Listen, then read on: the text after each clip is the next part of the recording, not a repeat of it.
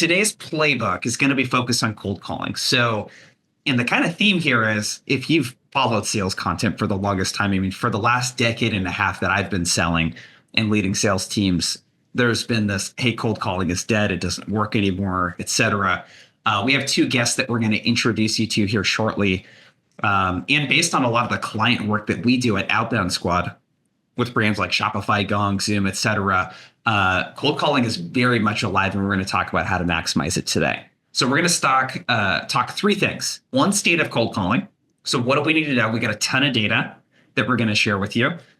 Most importantly, we're going to share tactical frameworks. So literally, we're going to go through some of the same content that we deliver to sales teams when we're doing trainings. And then we have a couple free resources that we're going to give you as well. Before we dig in, I want to thank one of our partners and sponsors, Orum. If you are making cold calls or have teams of people making calls, there's two things that make that really hard right now. One is, do people pick up the phone? And we're going to talk about things that you can do to increase your pickup rate. But one of them, Orum has a way through their technology where they prioritize people that are more likely to pick up. And it's also an auto dialer where you can get more dials out quickly. And they also have a virtual sales floor that I just love. So go check out Orum if you're looking to increase productivity on your team from a cold calling standpoint. So without further ado, we got Nick Cegelski, founder at 30 Minutes to President's Club, rocking the mustache today for us. We had a whole in-depth conversation about that beforehand that we won't bore you with today, but liking it, Nick. We have Waseem Kaati. I hope am I pronouncing your last name correctly? Yes, close enough. So Waseem is lead mid-market sales acquisitions at Shopify. So we worked together while we were training the Shopify team. And I was just super, super impressed, Waseem, with you and all of the stuff that you were already doing with your team from an outbound standpoint before we even started. So good to have you. If you're coming across our stuff at Outbound Squad for the first time, we do sales streaming. So primarily we focus on outbound and top of funnel. So we work with SDR teams, AE teams, AMs, like to help them get those conversations started.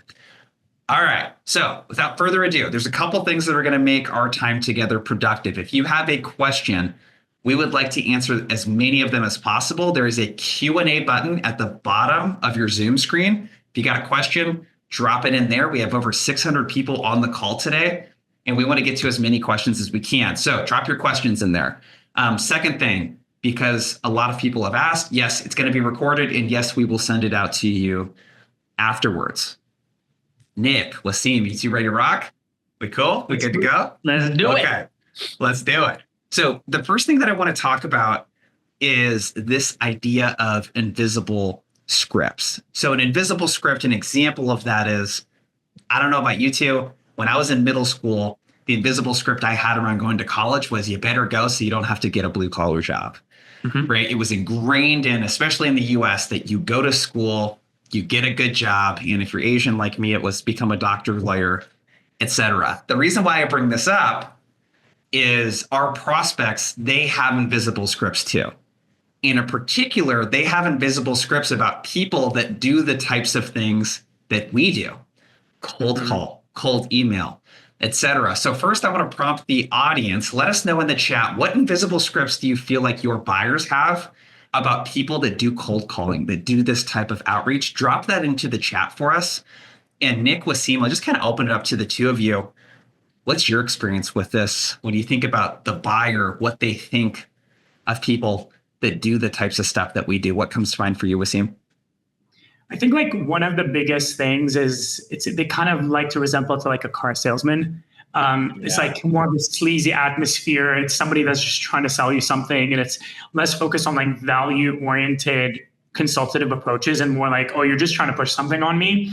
And that's typically a lot of people that receive cold calls. Like that's where their mind first goes to. And I get it. That's like through long-term experiences, and those has always been in the past, and how it translates to like the future now.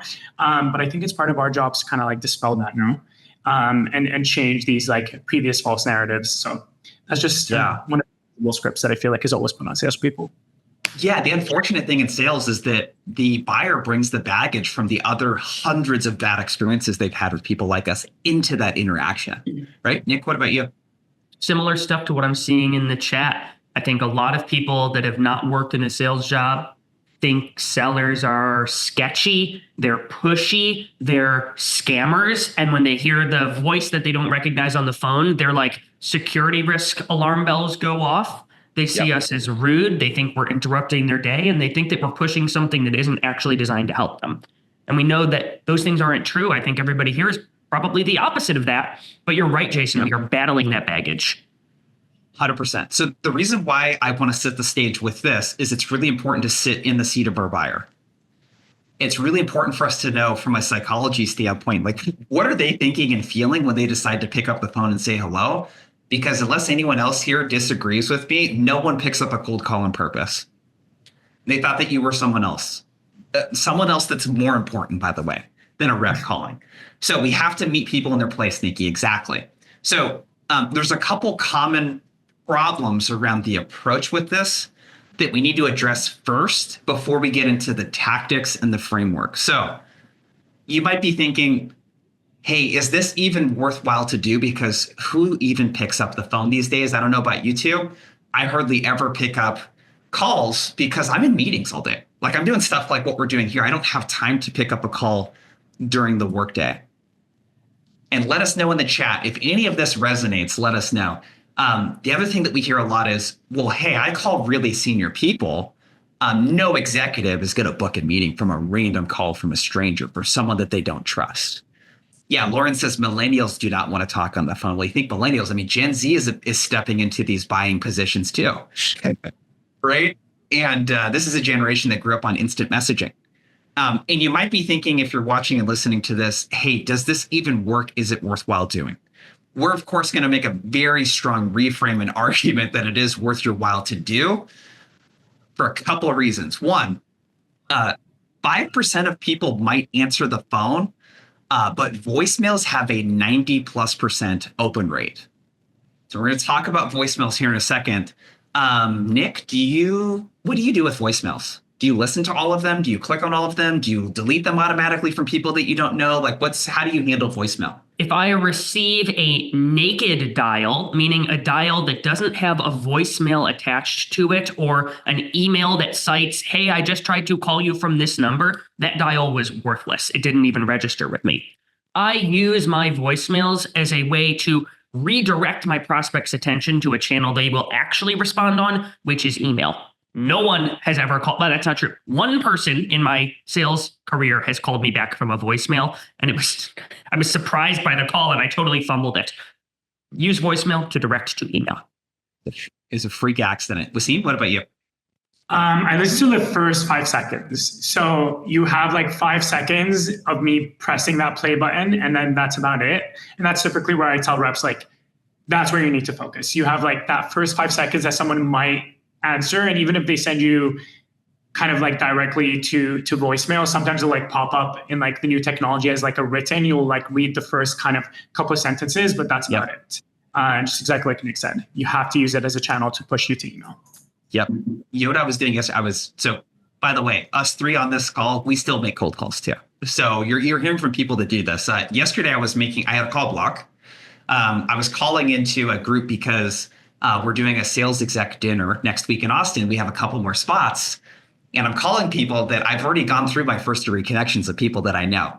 So I'm looking through my LinkedIn, and I was leaving a voicemail, and iPhones, I don't know about Androids, they have that feature now where you can see a transcription of the voicemail as they're leaving it and then pick up the call in the middle of the voicemail. And the person I called, she picked up the call in the middle of the voicemail. Right. So if you leave voicemails, the idea here, and we're going to talk about strategy and how to do this here in a little bit, just because people don't pick up the phone doesn't mean it's not worth your time to call them. Okay.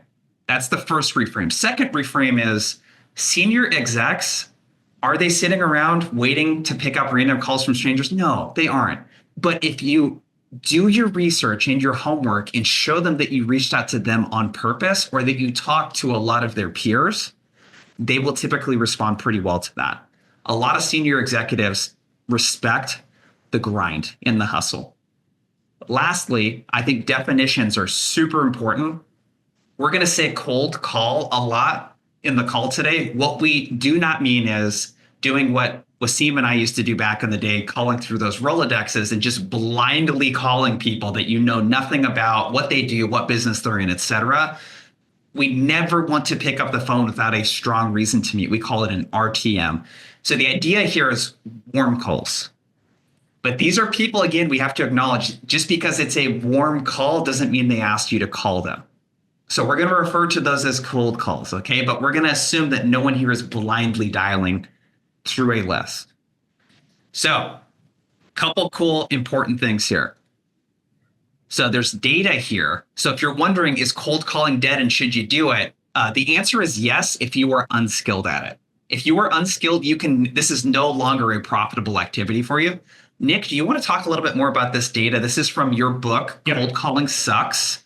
Gong did some of this data with you. What are we looking at here on the screen before we dig in? Yes, the book's called Cold Calling Sucks, and that's why it works. And one of the first things that we did in writing the book was we said we had to figure out, like, is cold calling actually worth it nowadays?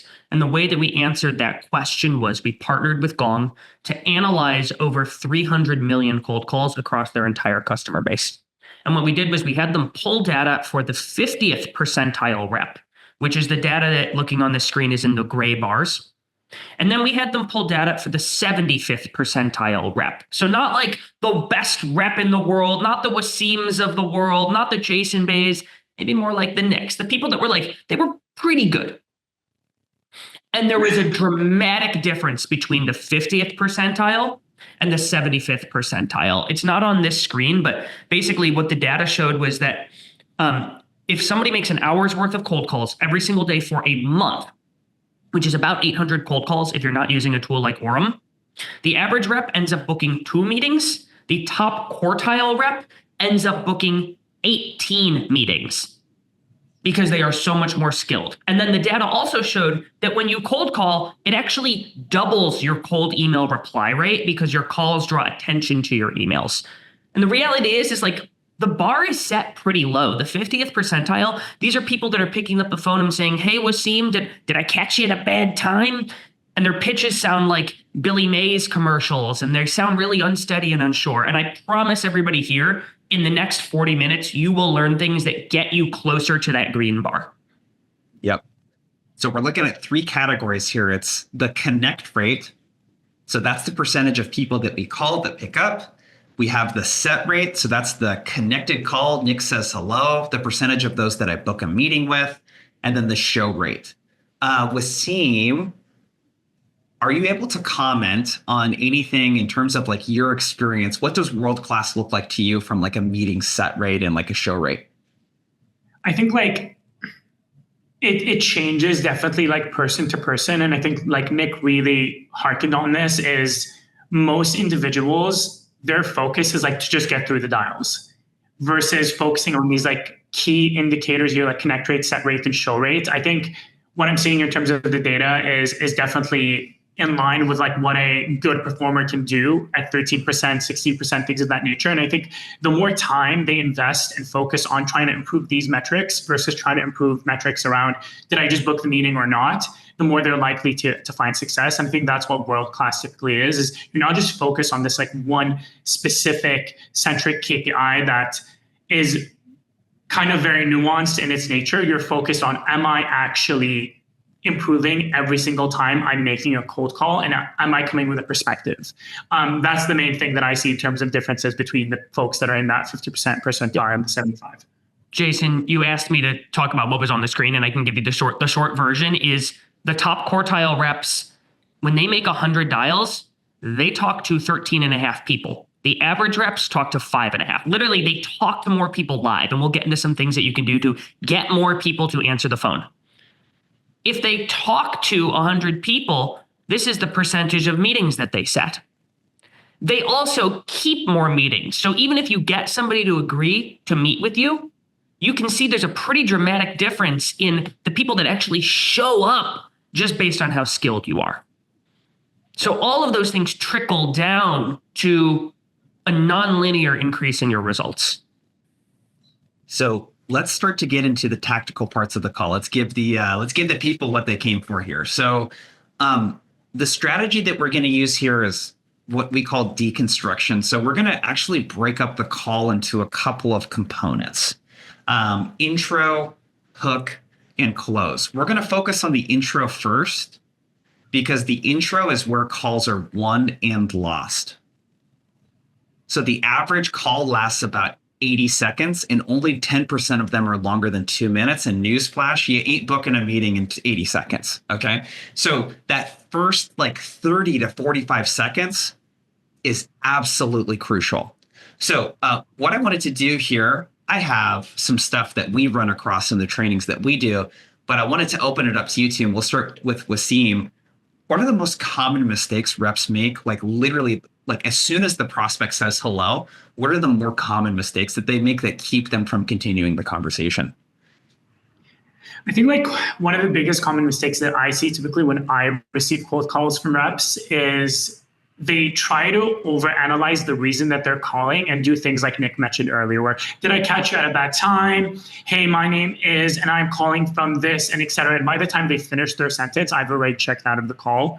And they're less focused on like what's best for the prospect and more focused on like how am I going to come off on this call. And I think that's goes all the way back to that like level of authenticity that Jason, you and I always talk about. It's like you're trying to put on a certain voice, a certain show, rather than just like calling somebody being human to human. So I think that's one of the biggest common mistakes that folks, and a lot of that stuff on LinkedIn from influencers and things like that say they should do these things. So they typically just pick those up. Yeah. So doing things that are very unnatural, doing things where they're very long-winded, maybe pitching, in the intro. Nick, what about you? Folks, give me a 1 in the chat if you think your tonality matters on a cold call. The biggest mistake that I see with cold callers is they do not know word for word, exactly word for word, what they are going to say when the other person answers the phone and they go, "Hello, this is Nick."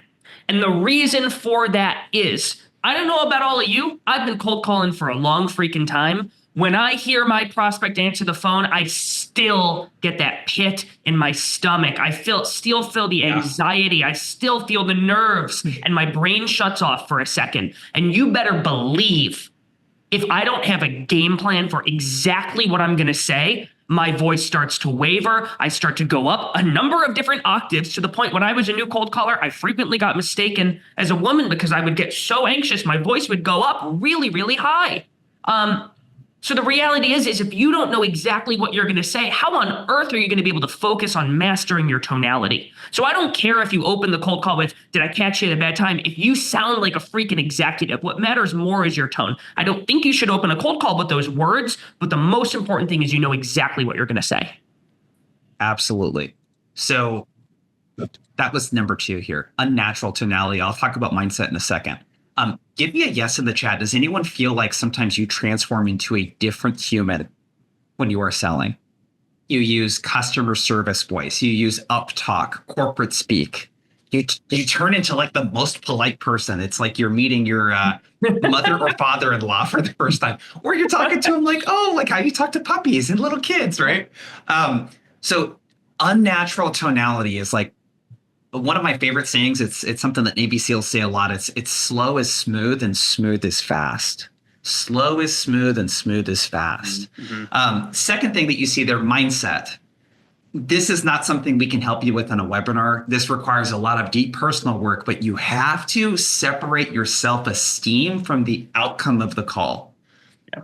If you are personally hurt when a prospect rejects you, it's going to make you sound super needy.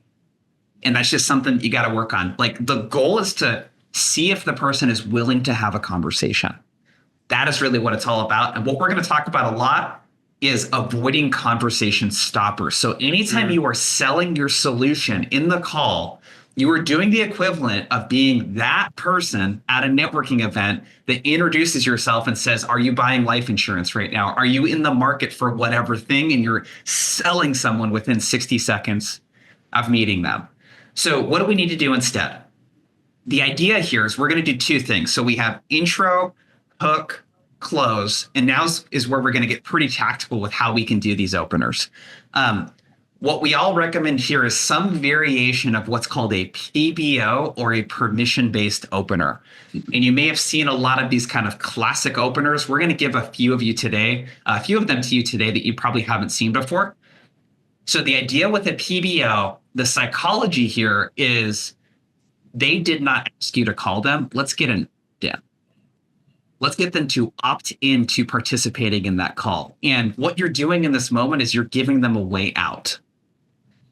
Now, what you might be thinking at this point, if we did something like, hey, Waseem, it's Jason with Outbound Squad. I know I probably caught you in the middle of your day here. Do you have a minute for me to share the reason for my call? You might be thinking, hey, if we did something like that, the person could say no when we give them an out. What's the psychology? I'll kick this question your way, Waseem, of, hey, when we give the person an option, why is that actually a good thing? I think from a psychology standpoint, people obviously love options, and you're more likely to get a yes on that when you ask for permission. It's point blank period. I think all of us humans innately, when you ask someone for something like, hey, can I borrow this versus just taking it, you're more likely to get a yes from them. So it's all of that. The most favorite thing I like to do, when I get a cold call or where I do it, is I literally say, do you have a second to chat? I want to tell you why I'm calling you specifically. And most often than not, that piques interest and it gives you the way out. But more often than not, people will say yes and they're open to chatting. That's just innate human nature. The more you give them chances and choices, the more likely you're gonna have it go your way. Especially an executive or someone that has any kind of leadership authority. These are people with egos. And don't take away their autonomy is the kind of thing here. By the way, the approach that we're teaching, this is not the only way to do it, okay? So we're going to give you some options on this. What we're going to do next after this, and again, we're going to give you some examples here. We call it a reverse pitch. Nick, you guys call it a value or a problem proposition versus a value proposition. Yep. So again, audience, we're going to give you some specific examples here in a second and show you what those look like. But Nick, can you comment on, okay, I do this PBO. What I'm going to be really tempted to do at that point is be like, oh, cool. They said I have 30 seconds. Let me pitch my product. Why shouldn't we do that? And what should we do instead? You're right. I advocate for what's called a problem proposition. And I think a lot of salespeople have been taught that the key to being a great seller is to have a really, really compelling pitch or value proposition, which might sound something like, well, Jason, thanks. Look, the reason that I called you is, we're the leading provider of billing workflow software for law firms, and we can help you increase your bill speed by 87%. We've done it for a bunch of other law firms. When I lead with value, one, it again triggers that telemarketer alarm for the prospect, where it's like, great, let me shove in the door exactly what my product does. And that can overwhelm a prospect, and it doesn't seem as tailored to them. There's been a lot of research out there that says that people are more motivated by pain than they are gain. Put a 1 in the chat if you've ever heard that before. So what I want to do is, before I get into here's how my product works or what my value is, I want to actually lead with the problem, that RTM that you talked about, Jason, that reason to meet, and make sure that I'm right with that before I get into my pitch. So instead of saying, hey, we've got the fastest billing workflow software out there, I might say something like, well, look, Jason, the reason that I called you is I talk to a ton of different insurance defense law firm CFOs every week, and a lot of them have been telling me that it's been getting increasingly frustrating to have to deal with all of the deductions, rejections, and appeals from the insurance carriers that you bill after you win a big case for them. We work with about 300 different insurance defense law firms in the US to help them cut down on those appeals, and I guess I'm wondering if that's something that you've been experiencing. Now that opens the door for me to get a little bit more context from them if they do indeed have that problem, which helps me give a more nuanced and targeted pitch. I'll pause. Okay. So the idea here again, and I'm going to share a script template with you here. This is going to be one of the things that we give away to you today. The idea here is, again, I'm getting an opt-in through my permission-based opener. We're going to talk here in a second about ways that you could upgrade the PBO. And then that reverse pitch or problem proposition is the way that I lower a prospect's guard and disarm them is not by talking in a language that only I understand, my product. It's a language that both of us understand, their problem. They live in their problems. So the best visual I could give you is if this is your prospect's world and this is your world, I want to meet them in their world first. The sales process is where you bring them over to your world. The outbound call is not the place to do that. So let's take a look at what those PBOs look like. We'll open it up for questions if you have them. It looks like we got a couple good ones in the Q&A. And I'll let you guys know where you can get access to this document. So this is what we're going to share with you. So this is a more templated version of a deliverable that we would actually give to a client. So this is stuff that we build out from a talk track standpoint. There's 5 different kinds of openers that we'll typically teach.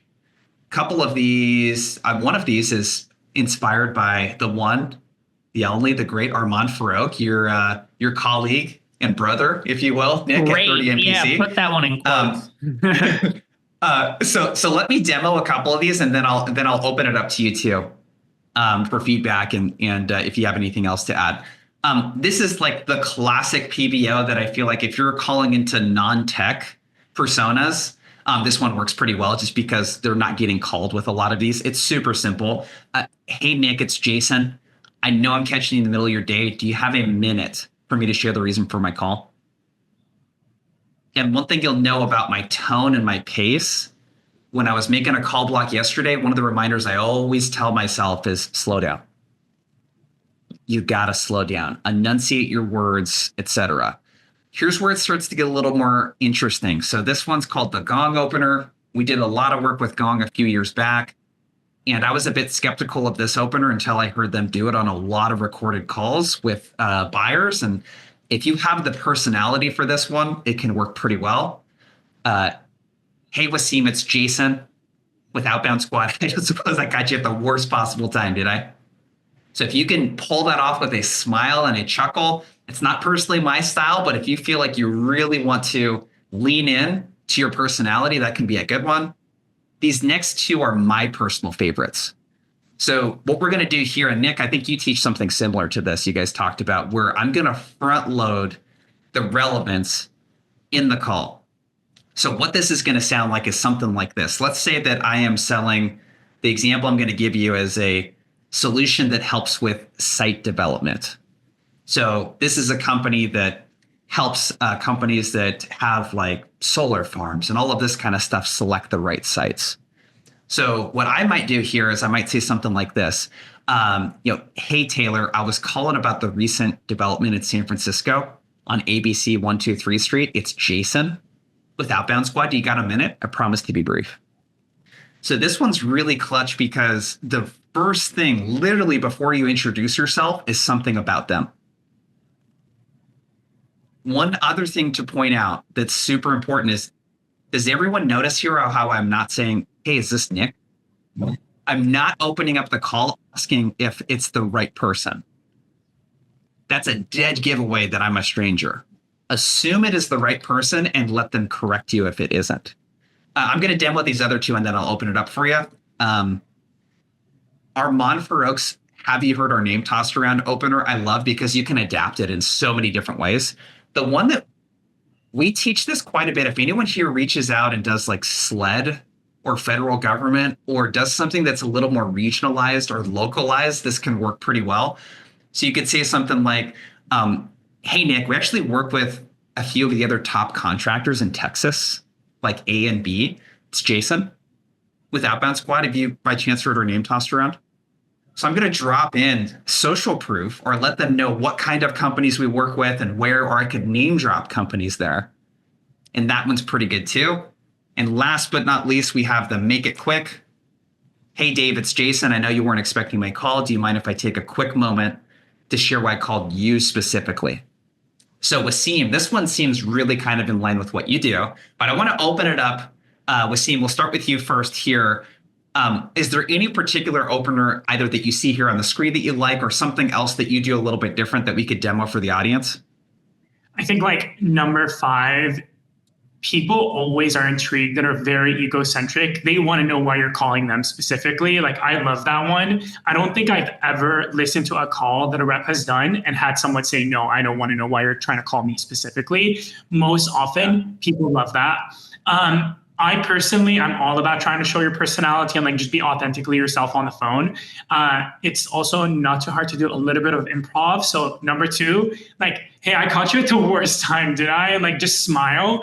Circa 10 years ago, my manager at the time had brought us all mirrors, and he would put a mirror in front of us. And while I was calling, he was like, smile.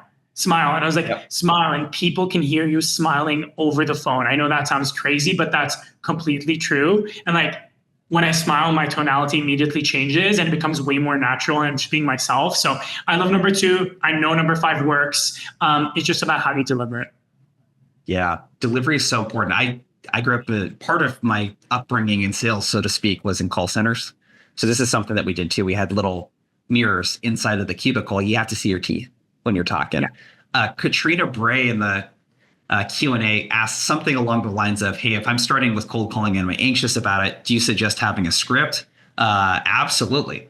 I don't know why people are so against scripts. I don't say this stuff word for word, but I like to have it so I know like what's coming up next, and I don't have to be thinking about what to say next. I can be like really, really in the moment. Nick, thoughts on PBOs, stuff here that you see on the screen that you like, that you want to kind of double tap on or +1? Or is there something that you do differently, advice, etc.? I'll speak to the third one, which I'm going to go back again to. I really like your language around having an RTM, a reason to meet, Jason. Give me a 1 in the chat, folks. If when you call your prospect, you know something about them, anything about them. Oh, good. Great. That makes me happy to hear. What I do is I front load my call opener with the trigger for the reason to meet. So I'll give you an example. I sold to law firms for a very, very long time. And Brian, I saw you in the chat saying, does this work when you sell to IT decision makers? We often called like CIOs of law firms or CFOs of law firms. And one of the impetuses, the reason that someone would need to buy new billing software would be if they were expanding as a firm, particularly into different states, because that often meant more tax complexity that would mean they would need to upgrade their billing software. So I would pull a list of law firms that had opened new offices. I could find that fairly easily when I'd be doing my call prep, and I'd be able to find 50 law firms that had opened new offices in the last 6 months. And that would be my trigger for calling them in the first place. So when I would call Jason Bay, the CFO of a 6-office, 80-attorney law firm, my opener would be, he would answer and he would go, hello. And I would say, Jason, I just finished reading the press release about the big office opening in Tacoma. And I'm going to be honest, this is a cold call, but it is a fairly well-researched one. And I'm wondering if I can get half a minute to share why that office opening prompted me to call you. And then you can totally hang up on me if it doesn't make sense from there.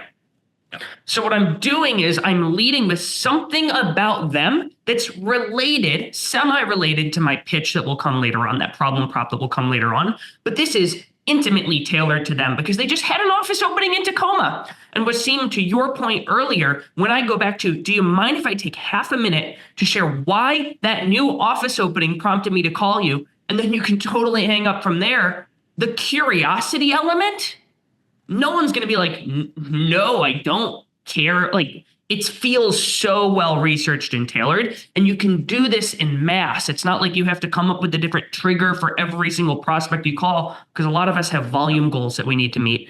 So that's my number one way that I open calls now. Love it. And for some reason, Nick, that opener especially hits with the mustache. So it's just that I love it. I appreciate it. Yeah, if only they could see. I need to start FaceTiming my prospects. That will increase my call conversion rate.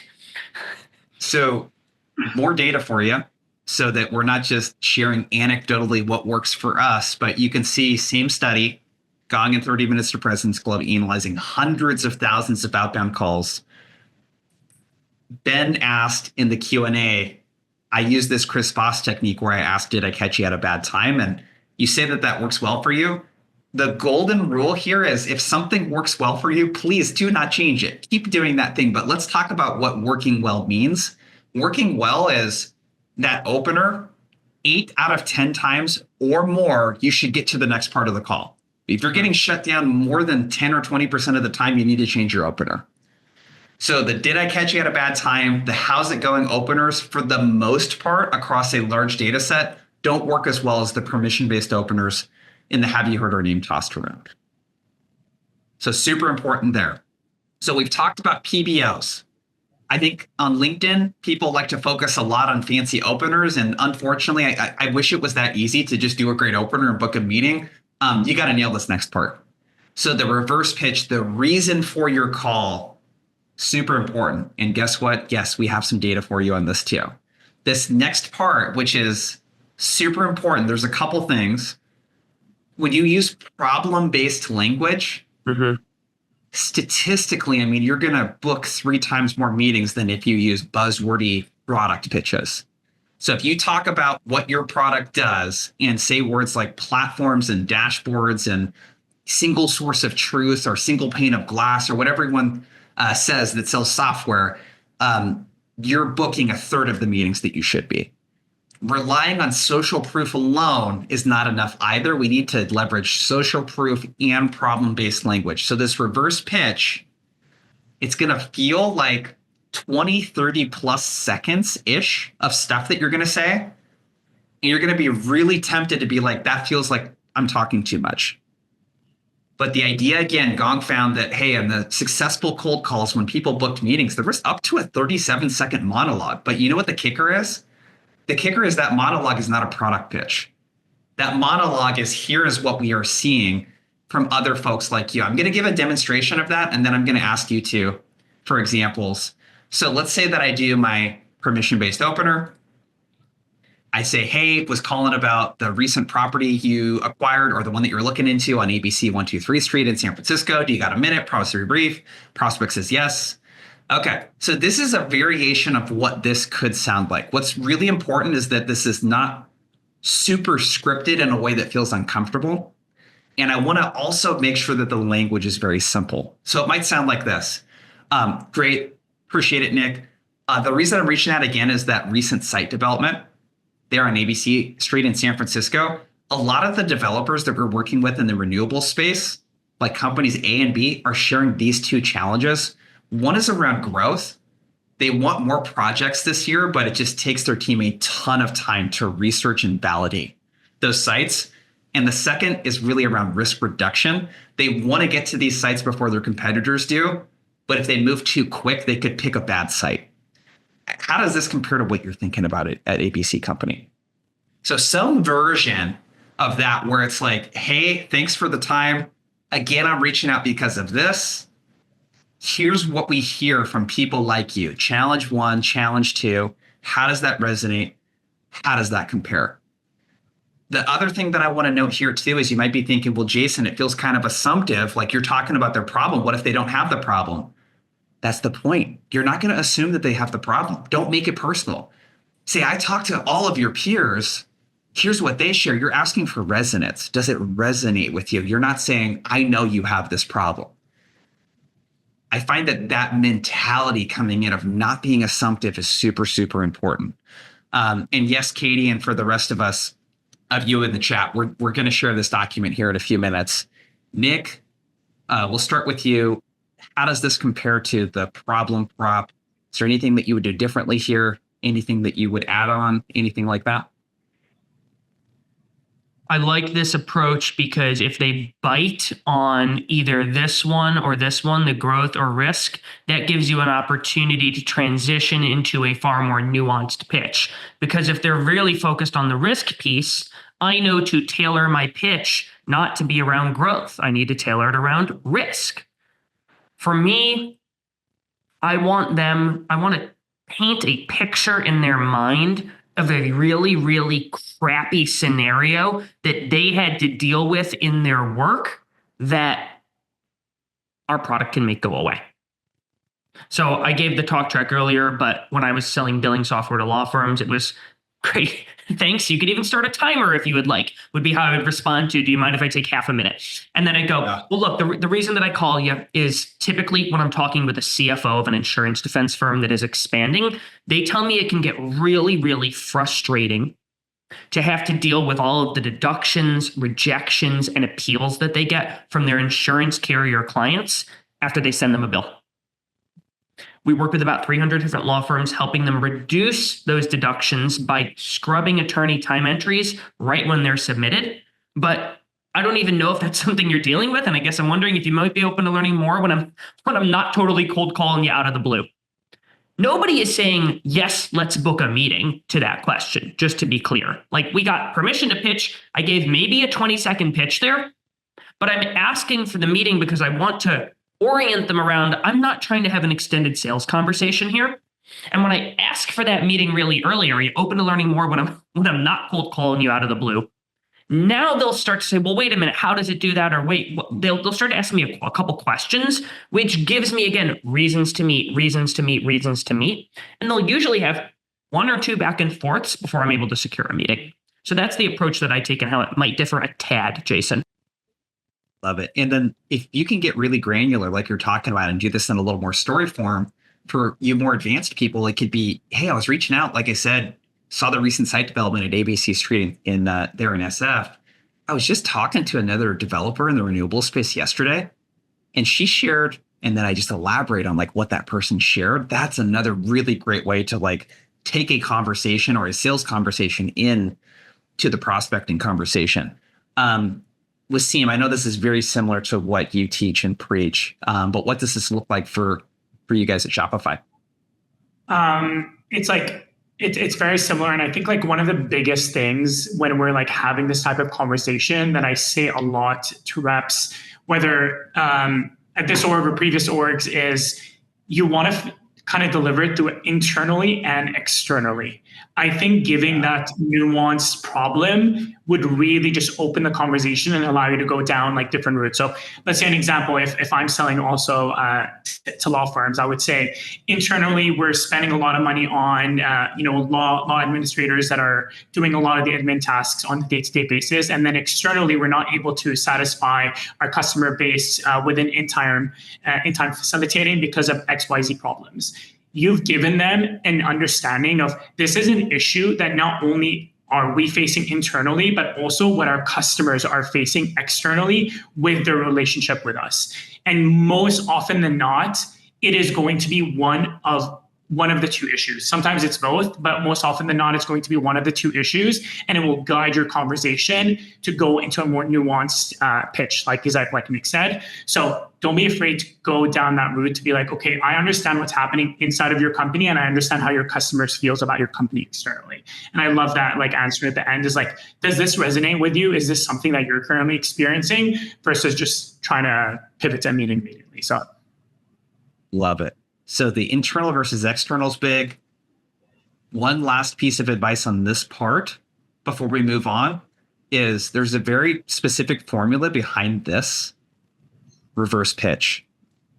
It's headline. So what's like the 1 to 3 word thing that we hear that is like top of mind for them, right? For an HR person, that might be hiring as one bucket and then retention as the other bucket. For cybersecurity, that might be like visibility, remediation, prioritization, right? So the next part is they want to do this. It's aspirational statement, but they've run into this problem. It's the age-old copywriting formula in marketing. We want to do this thing, but we run into this problem. We want our AEs to self-source more pipeline, but they rely too much on SDRs in marketing, right? So human resources, Anna, I have no idea what you sell, but it's probably going to be retention and hiring are probably going to be the two big buckets for you, right? They want to hire more of the right types of folks, but working with third-party recruiters takes way too long and it's super expensive. I'm just totally winging it there. So let's keep moving because we got 12 minutes left and we haven't talked about the middle part of the call. This is, I feel like, the most overlooked part of the call, honestly, is we've talked about PBO and reverse pitch, but what do we do next? The idea of the hook is to focus the call around where they have a problem. It's Taylor Duncan. I used to work with Taylor. What's up, Taylor? He's like, third-party recruiters are great. Yes, they are great. If you're a good third-party recruiter, they're good. So here's what you want to do is what we call money questions. So the money questions are questions that you ask that show that you really understand the buyer's world. So an example of a bad question would be, well, what are your biggest challenges with your law team right now? What are your biggest challenges with recruiting? What that question doesn't demonstrate is that you know their world a little bit. So in sales, I know that we've been taught there's no such thing as a stupid question. In sales, there is such thing as a stupid question. There are questions you can ask that do not show that you understand the buyer's world. So we'll talk about those money questions in a second. What those money questions, and let me skip ahead one more. What those money questions allow us to do is summarize the conversation and then transition into the close, where we're going to schedule and do what we call a triple confirmation. So I'm going to run you through what that looks like real quick, get your feedback, and then what we'll do is share this document, and we'll probably have a little bit of time for Q&A. So one of the things, okay, there's a couple people, as I'm sharing my screen here, that are asking, how do I sound less scripted? Practice is a really big one. If you do not have ChatGPT on your phone, you need to install it and pay for the premium version right now. You can literally role play with ChatGPT. That's how good it is. With the advanced version, you can tell it how hard you want it to be. You can tell it who you want it to be. You can have it grade you. You can have it give you 10 objections in a row. I mean, like, you have to practice. Like, don't rely on a partner to practice. So the way that this talk track works, again, we have permission-based opener. We have reverse pitch, and let's say, hey, we're game. Now we need to find the hook. So there's two parts to this. I find that giving the teaser on what your company does is optional. Sometimes people will just ask, in which case I like to make the other person ask. I feel like I'm more in the driver's seat when they ask me. But you need like a one sentence teaser statement on like what you do. So if you haven't given that at this point, you might say, yeah, at ABC Company, we help land developers avoid project delays and roadblocks without having to add headcount or rely on super expensive third-party external consultants. I'm curious, and that's where we go straight to a money question. So this part of your talk track, you're just going to have as reference. With the questions, what I like to use, this is probably my favorite style of question, is you ask the question from the point of view of someone that would be at their company using your product or service. So what I might ask here is I might say, hey, I'm kind of curious, Waseem, if I was one of the developers on your team and I needed to get insights today on a site before a competitor could grab it, how would I quickly run that analysis without having to work through a third party? And what I know, because I know this client, well, what they're going to say is, well, yeah, we can't do that. We have to work. It takes about 1 to 2 weeks to turn that around. Oh, interesting. Yeah, I'm glad I asked, because a lot of our clients, they're able to literally log into a dashboard and get this information instantly for a fraction of the cost. Right? So I can ask these good problem-based questions. So I need like 3 to 5 of these questions, knowing that I might ask 1 or 2. And they're going to either give me something that their users are dealing with. It's going to spotlight problems. I might get them to tell me a story, etc. Once I've done a good job here, I'm going to cut the call short. So I'm going to suggest next steps. Typically, I find the best way to do this is to just quickly repeat back what you heard. So I might say, so Nick, basically what I heard today is that you don't really have a way to get some of this data quickly. And you mentioned that some of the sites that you're getting to, you don't get to in time before a competitor snags it. Do you mind if I can make a quick suggestion? And usually when you ask this question, they respond kind of funny and be like, yeah, what's going on? How about we continue the conversation when I'm not calling you randomly in the middle of your day? Do you have your calendar handy? We schedule time. There's 2 things that are super important here. I want to get the prospect to accept the calendar invite live on the call. Reason for that is if you have not had very much email communication, when you send a Google Calendar or Outlook invite, it only lands in their inbox. It doesn't hit their calendar until they accept in the email. And I'm going to give them the reason. Hey, Waseem, I want to make sure that email got through because it might be in your spam folder, and I want to make sure that we have the time blocked off. would you mind real quick looking for that email? I just sent it to you, and just hit and confirm when you get a chance. And I just wait. While we're waiting, I might have some small talk. Like I was calling people in Austin yesterday. So I said, hey, I used to live in Austin from 2018 to 2021. Have you been to so-and-so barbecue spot? Like you can make small talk if you want. I'm going to restate the agenda and the purpose of the call. And then I'm going to ask that they keep an eye out for the confirmation email.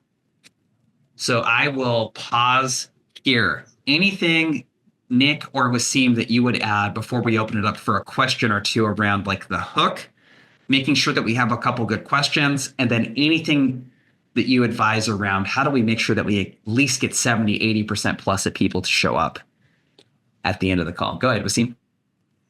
I think like one of the biggest things when you're going for that meeting at the end and you're repeating what they say, don't repeat what your perspective is on what their problem is. Repeat what they specifically said to you. So what I hear you saying is you're currently facing XYZ issue. And that's exactly what other individuals that I speak with are also facing, versus going in and saying something along the lines of like, what I heard is you're facing this problem. This is how we can help. You've kind of shifted that focus back to your organization and away from the problem.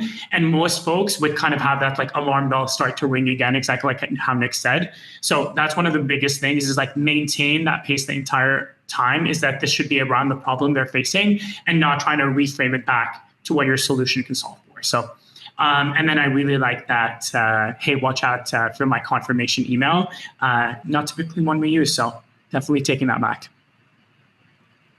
Up it. Nick, and for everyone, I dropped in the document. You have like 5 minutes. There's hundreds of people trying to access this document, so you may not be able to get to it all at once. So keep trying, but I dropped the document in there for you to make a copy of so that you have it. Nick, any feedback that you have or anything that you would add? Let's answer some questions. Let's do some Q&A. I love the money questions. That's so smart. So Raphael, Nick, let's point this question your way. Essentially, Raphael's question is, I'm an AE that does self-sourcing. I want to keep the conversation at a high level, but should I transition straight into a demo maybe off of the cold call, which my guess is Raphael maybe sells something a little bit more SMB or transactional. Mm-hmm. But how do you know when to like pivot and just like book the meeting versus if the prospect has time there, maybe doing the sales call on the spot? Like how would you advise someone like Raphael think of that?